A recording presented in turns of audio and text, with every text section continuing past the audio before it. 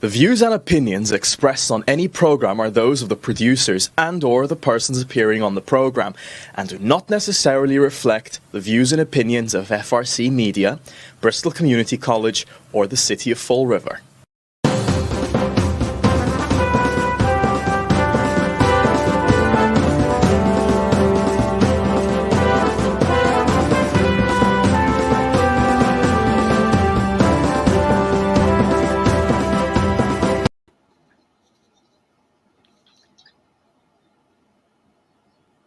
Are you there, Chip? Well, hello. Welcome to Spindle City Straight Talk. I'm Chip. I'm CJ, and we have our guest, Gene. I'm Gene. Great to have you, Gene. Mean Gene of our other show, the famous Bottom Line. The show. Bottom Line. You got it. The Bottom Line. Well, we got today's Friday in the Riv. We got a lot to talk about. I have one announcement before we go forward. Special school. Before we go forward, I have one announcement. I was asked to do it. I just received another message to please do it. This weekend on Sunday at Government Center, there is a quote-unquote pride event. There's entertainment, food trucks, contests, raffles. It's family-friendly, so it's running from noon to 4 p.m. in the post office parking lot behind Government Center and the post office. Feel free to attend, and hope if you go, have a good time. So we offer community service options too. Now to the news. It could be at the beginning or the end of the show. All right, big news. Special school committee meeting last night. We all have information on it. It was again an executive session fiasco. And, people are going to have difficulty making heads or tails of what they did, but not after this show. We're going to clear everything up. We're going to clear the debris. So let's take this off. Let's hear what you guys got, because I have specific information about the executive session. So, well, CJ, you want to lead? Yeah, we know that they had an executive session. And according to reports, the school committee has replaced Matt Malone effective July 1st, but he is going to remain on payroll until October 31st. This makes no sense to me. I know that Paul Hart turned around and said that he's excited to move forward to the press.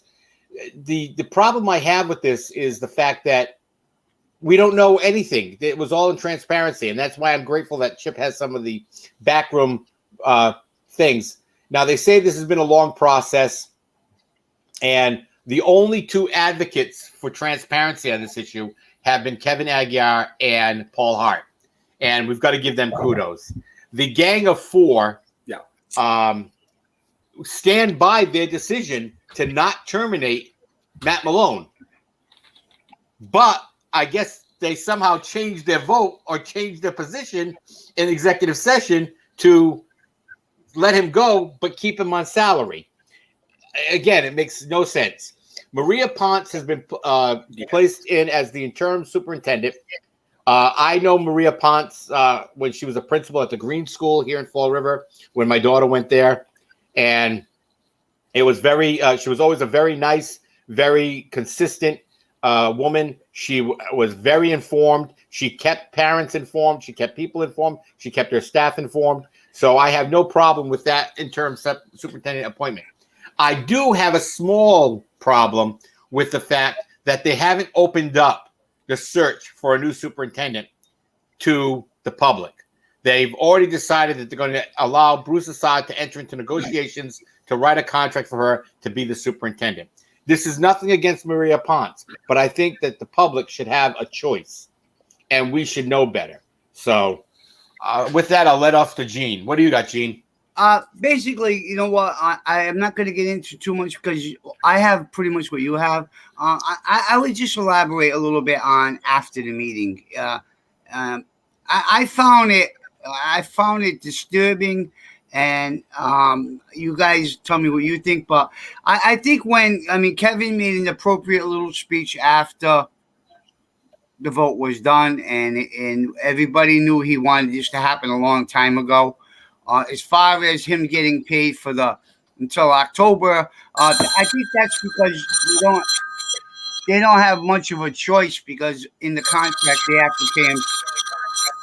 They have to pay him 3 months' salary anyways, so it ends up working out to the end of October. But what I didn't like is Mark Costa and Hetzler going on and pretty much saying, in my opinion, we thought he did a great job. He was a great superintendent, and blase, like giving this guy acclimates at the meeting where he's essentially being terminated. You know, if you want. Essentially. I thought that was inappropriate. And I think what that does, and I'll be focusing this more on the bottom line, and we'll be getting deeper, is that they still want him there. They're doing this because I think they see the writing on the wall that they're getting hammered politically, the pressure's down. And I think that this doesn't, in my opinion, this doesn't save any of the four, including Tom Corey also had some unbelievable accolades. So I'm disappointed with that. Very disappointed. Well, I was also disappointed when during citizens input, they shut down one of the people and they said very clearly, you're not going to use citizens input to bolster your political career. That's not appropriate. That's not appropriate. Yeah, absolutely. I wrote about that a little bit. That goes to show you that, it's okay when they're on the camera and they're boasting their careers all over the place, wasting the public's time. But when a guy who's been adamant and been public about how he feels about Malone and the school system gets up there and talks, now you're going to shut him off because you're saying that, in essence, they're saying, oh, you're only doing this for your political career. But he was doing this before he even said he was going to run. Exactly. So more cronyism. Yep.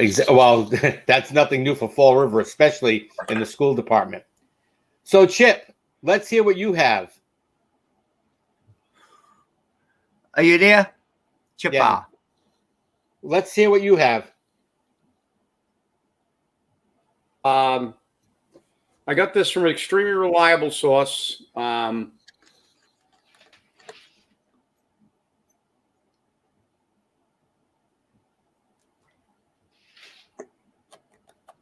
Chip, we can't hear a word you're saying. Yeah, I'm mute. Chip, we can't hear you. You can't hear me. Now we can hear you. You muted my mic. You must have done it accidentally. Because obviously my mic was unmuted at my site. So, okay. This is from an extremely reliable source. We found that you and I had a conversation about how we found it rather odd that if these four people still supported the superintendent, he wasn't there anymore. And my theory was that he fundamentally resigned and they would accept his resignation, but then say that they didn't really want him to go.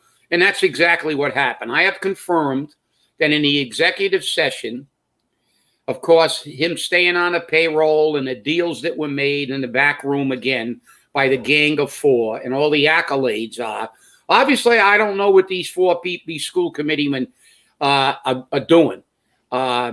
Apparently, Hetzler said he didn't see any low morale. He didn't see any hostile work environment, even though we've got corroborative evidence, and he pled guilty to creating that type of thing. But this is what happened. He was not terminated because he resigned, apparently effective in October, and the deal was made for him to keep his pay and get it docked a little bit and all this other baloney.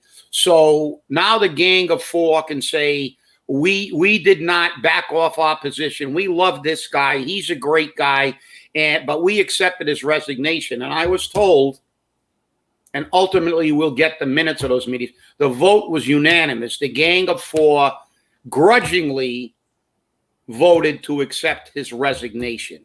And again, a testament to backroom dealings, lack of transparency on everything we do in the city of Fall River.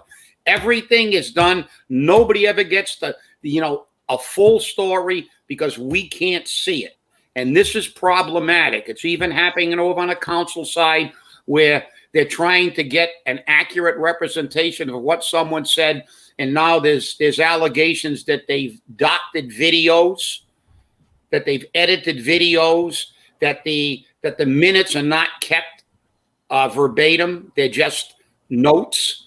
So I hope that we see a change in everything, that every single thing is taped. Every executive session should be taped, and it should be transcribed verbatim. So when the public finally gets their hands on it, it's not, I didn't say that. That's not what I meant. That wasn't said. That we can go back and we can look at every single word and all the things that are happening in Fall River, like with Councilor Christopher Peckham, other issues with the council and what he said, she said, and everything that happens, especially on the school committee, because I have never seen in all my years anything. This is like a covert operation. Yeah. You know, the school committee is like, everything is behind closed doors. And when you get out, nobody knows what happens, and it makes no sense. It's nonsensical to say we support the superintendent, but we accepted his resignation. Well, you should have not accepted his resignation if you're that adamant, and then you're not going to get elected for sure. So this is what I got, and I got it from an extremely reliable source it went down to cover all their political butts. And that's exactly all their political butts. That's exactly how I felt about it. It was I think, I don't know, and I hope we can find out, but I think something happened between last week and this week for this to happen, because in effect, he was going to stay on the job until October 31st or November 1st. And that was the original agreement. So now they went back and they basically said, well, we're going to continue to pay you per the contract, the 3 months, but instead we're going to take all your powers away and we're going to appoint somebody. So I think something else happened. Maybe it was all the political pressure they were receiving. I don't know, but I think the fact that they had the audacity to come out in support of him after all of this, I don't want to see them make judgments on the new whoever's going to be appointed permanently. I don't even want their feedback. I hope that it's held until the new school committee is elected.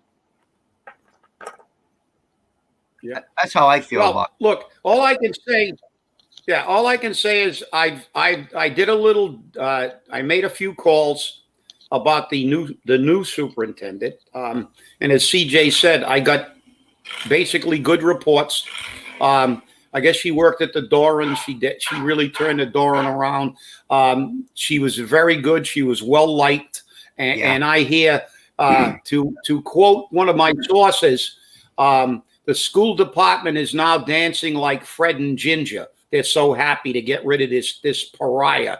And as you said, it is absolutely, to me, inexcusable and reprehensible that these 4 people are so out of touch with the school department that they don't see the bad morale, that they didn't see a hostile work environment with some of the letters that we read on the air.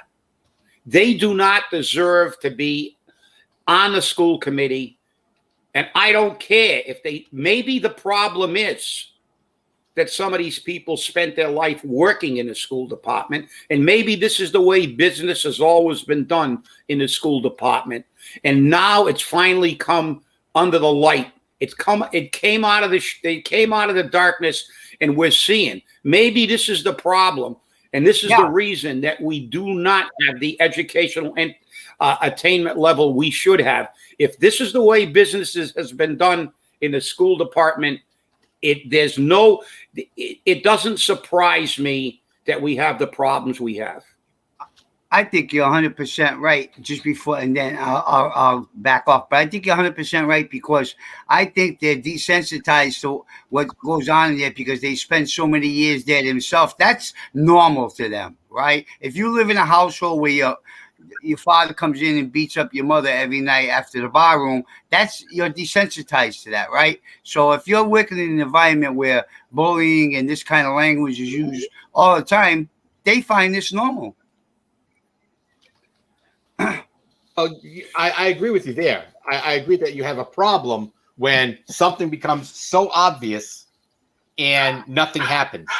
I mean, as you said, you're repeating. It's just like being in a domestic abuse relationship. It just happens, and we can't have that. I mean, this is what's happening here in Fall River. We have a domestic abuse situation, and it's just going on and on and on. So, it is what it is.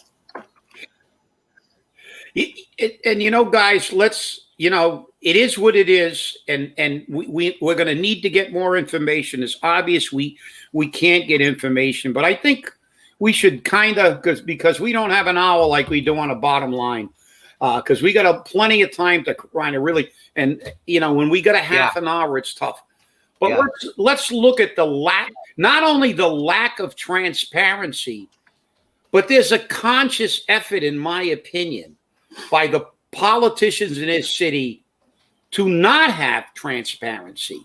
Do you notice that nobody ever has accurate records? When we want numbers that we think are kind of shaky, oh, we don't have those numbers. Oh, we lost that. Oh, I don't know where it is. It's gone. Oh, we don't really take minutes. We just kind of take notes. So we don't really know if that was said. When somebody questions what somebody says at a council meeting, we always thought we could go to the video and hear exactly what they said. Now there are allegations that these videos are edited.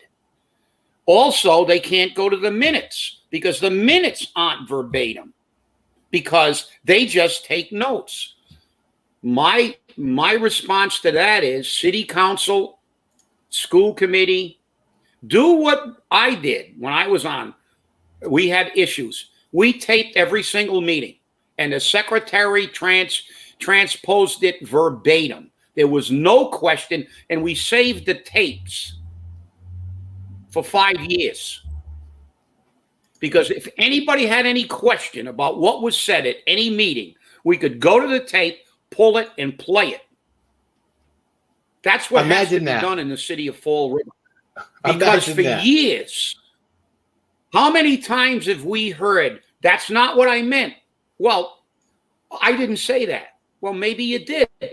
Well, it's your word against my words. He said, she said, because we don't keep any records. And we're supposed to keep records. That's a legal meeting. This is BS to the highest degree. Yeah. Just recently, I think it was this week, the council secretary was asked to repeat something in, I think it was committee meeting.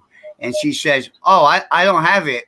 I don't have it like that. I just, she takes pieces of it, right? So she listens to the conversation, then she interprets it and puts it down. And that's not an accurate record. That's not an accurate record.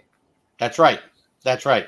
And, the problem is that you've already got people within the city council who are losing faith and trust in the city council secretary. And they need to address that directly with her and say to her very clearly, look, this is what's going on. This is what I feel is going on. And if this is going to continue to go on, maybe you should be reassigned somewhere else, or maybe you should be terminated, whatever the case may be. I don't believe in firing anyone if it's not necessary. But when you're telling people that you don't take the notes accordingly, to protect, it appears to protect an administration personnel, I don't like that. I don't like that at all. It makes absolutely no sense. That's because that's a practice they've probably been doing forever. I think what Chip said is important, and it doesn't cost a bunch of money, and that is just tape it and transcribe it later. Right. like call reporters doing stuff. Yeah, look, it's mandatory. Yeah. It's mandatory now. Look at what we got going on. We've got the Councilor Chris Peckham's issue with what is being said and how it's being said, and they can't corroborate anything because everything is never ever memorialized anyway. We've got the school committee and all the machinations that the school committee's having, and now we have, I guess, Councilor Dion wanted to reference something that was said in its context. and it's not on the tape. So, and it's not in the minutes. So this is a problem we have to address, and it's not difficult. I mean, doesn't cost that much to get a tape and tape the meetings. You got the mayor going on the don't radio. want that. And you got the mayor going on the radio because there are no accurate tapes or conversations that you can point to. He's going on the radio saying that Chris took everything out of context. Nobody in the meeting understood it that way. Mary's now saying that she didn't mean it that way. And, so again, what you're doing is you're opening the door for them to spin. It's got to stop. Well, that's what she always says. Isn't it? That's not what I meant. And therein lies the issue. You tape the meeting, and she says, that's not what I meant. You go back to the tape and say, what did you say? And then you say, well, it apparently you did mean it because you said it, and this is exactly what you said. And now you're going to reverse positions. Just like we had the issue with, well, I over-projected, I under-projected. No, you went out there and you presented this as fact. Let's look at the context that it was said. Not by my opinion or your opinion. Let's listen to the tape. Listen to what you said exactly, word for word. And then there's no argument. There's no argument. So if the Fall River Government TV or whoever does that taping, if they're editing the tapes, I think that the public should have been informed that we are watching an edited version when we watch a meeting. I go back there and I look at a meeting, assuming I'm watching the entire meeting. And like when they put a TV movie, they put a movie on TV, and at the beginning it says this has been edited to fit the format. Yeah. Now it's edited. Now there's going to be pieces missing. So now I've been watching council meetings on tape because I can't take it. It went like CJ can in one big gulp because I'd probably stick pins in. I'd be blind from sticking pins in my eyes from watching that stuff. But the reality is I kind of watch it in small pieces, and then when I get aggravated, I shut it off and I go back to it later. But I'm assuming I'm watching the entire meeting. Now I got a problem. Because I've been watching. I question the legality of it, Chip. I don't think that you can do that. I don't think you can edit official government meetings like that. And if you do, it's able to be done, I think you would have to keep the original. Well, here's the thing. Here's the thing. The city has not accepted those videos as the record. The record is the record that the secretary of the city council takes. And that's not accurate. That's the official, right? Exactly. That's the official record. It has not accepted those videos as the official record. Therefore, they can do anything they want with them. And that's the problem. Yeah, I got it. Yeah, but the problem therein lies, it may not be the official record, but it's a tape of a meeting. And if it's not going to be the whole thing, we have to be notified. It's like saying that, the guy at the variety store across the street from a murder, he's got cameras and it caught the murder, but we can't use that tape because it's not a government tape. The police can. Everybody in the world's calling me this morning. Unbelievable. But it's like saying you can't use that as evidence. Well, if you're going to tape a public meeting, it should be the entire public meeting. And if it's not going to be the entire meeting, people are going to watch that assuming it is. I think that they had to have a disclaimer, because the thing is that now it seems that the only thing that ever disappears are the things that are important.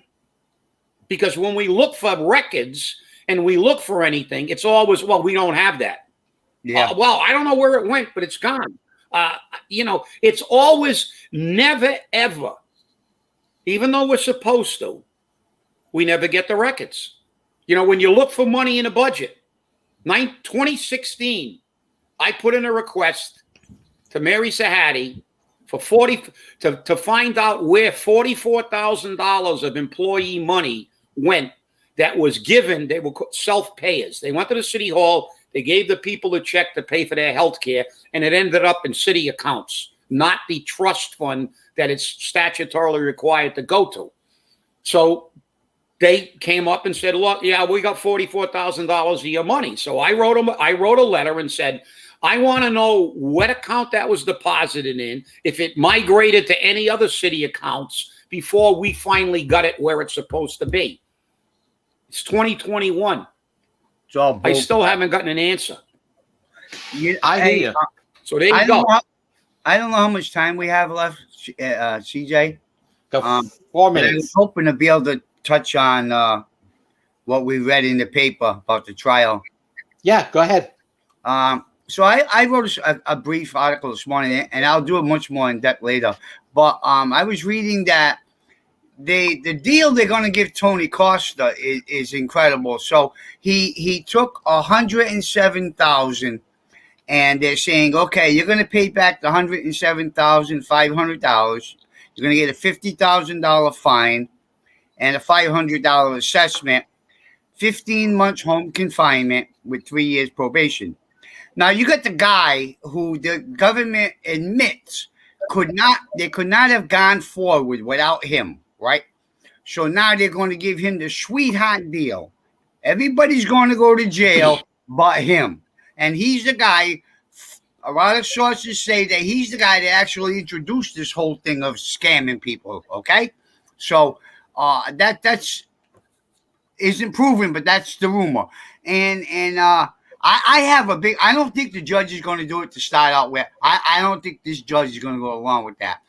The guy got up on the stand and said he was a former pot smuggler. Is this what the justice system has come to now? Commit crimes, make money. If you get caught, you give back some money and you stay home and watch cable TV while the people you rat on all go to prison. It's going to be interesting. How's he going to pay for it all? 15 months with no income. I wonder how that's going to happen. He does it by telephone. If you're smuggling a pot, you don't have to handle it. Exactly. That's what I'm saying. You don't have to handle it. That's what I'm saying. He owns millions of dollars with the property. Anybody ever wonder where he got that? Hey, and why didn't they order him to pay restitution to the city for the piping work that was done? Yeah. How about that? How about paying restitution for that? He took the 77 grand, put it in his pocket, and said, "Oh, that was payment for the watch." Yeah, the watch was supposed to be payment for the pipes. So that's right. What is it here? And now I'm going to say this, and you guys might not totally agree, but you know what this does? This makes me look at Jasiel and say maybe the kid's got something there, because this all smells a little stupid to me. It doesn't smell right. When a federal prosecutor says this guy is the reason we got Jasiel, and you put all the pieces together, I don't know. Chip? Well, welcome to the real world, right? Didn't the feds let a murderer go? Remember the hitman? What the hell was his name? I forget a mafia guy who had 5 or 6 confirmed hits for the mafia. They let him walk. The 19 guys in Boston. 19 murders in Boston, right? Yeah, in Boston. Yeah, I forgot his name. Yeah, Fleming. Yeah, but they let the guy walk. Yeah. So the thing is, and look at the movie Goodfellas. The guy rolled over on a mafia. He walked. So it's like, that's the way the feds work. You give them something. You give them a bigger fish. No matter, and that's the thing. There's no morality there. It's just for them. It's just about getting the bigger fish. And if you get the bigger fish, you get the bonus prize. You get door number 3. There you go. Well, to get out of jail free card. Real quick, last comment, Gene. I think that the judge is going to say, no, jail time, or let's go to trial. There you go. Chip, last comment? I agree. Okay. Well, thank you for letting us into your home. Thank you, Gene, for joining us. I appreciate your time. Remember, people, stay safe, stay angry, and hold your politicians accountable. Have a great weekend. We'll see you on Monday. And that's the